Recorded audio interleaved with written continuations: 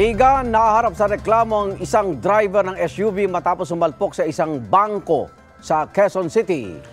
Pumasok pa ang kanyang sasakyan sa establishmento. Sugatan ng gwardya ng bangko, gayon din ang 2 empleyado at 4 na kliyente. May unang balita si James Agustin. Nagkalat ang mga gamit sa loob ng isang bangko nang biglang humarurot papasok sa establishmento ang isang SUV. Nangyari yan mag-alas 5 ng hapon kahapon sa Quirino Highway, Barangay Pasong Putik Proper, Quezon City. Ang isang babaeng kliyente ng bangko kita na nakahiga sa likurang bahagi ng SUV. Sugatan siya kaya agad na nirespondihan ng mga otoridad. Maingat siyang isinakay sa spine board at isinugod sa ospital. 7 ang nasugatan sa aksidente, ang security guard, 2 babaeng empleyado at 4 na kliyente. Nagpapagaling pa sila sa ospital. Yung biktima po nagkatamo po ng ng sugat sa katawan tsaka bali sa kamay. Yung babae po yun. Yung security guard sir, dinamdan niya po yung dito sa shoulder niya yung pila yata yun sir. Sa inisyal na imbestigasyon ng QCPD Traffic Sector 2, patras ang SUV na mabangga nitong isang AUV na nakaparada rin sa labas ng bangko.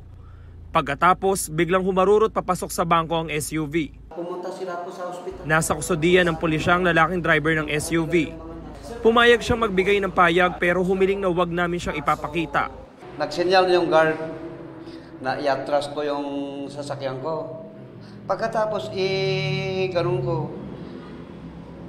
Natrasan yung hindi mapigilan, yung sasakyan. Tapos, ilagay ko naman sa dumiretso na naman. Hanggang ganun, dumiretso, diretso sa hams na yon, pumasok pa sa loob, hanggang na-accident yung mga tao sa loob. Naapakan din yung accelerator na umatras. Pero hindi mapigilan yung sasakyan. Handa naman daw siyang tumulong sa mga nasukatang biktima.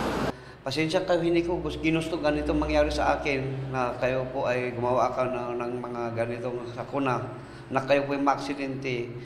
Maharap ang driver sa reklamong reckless imprudence resulting in multiple physical injuries and damage to property. Alas 11:30 ng kagabi na matanggal ng sasakyan mula sa loob ng bangko. Ito ang unang balita.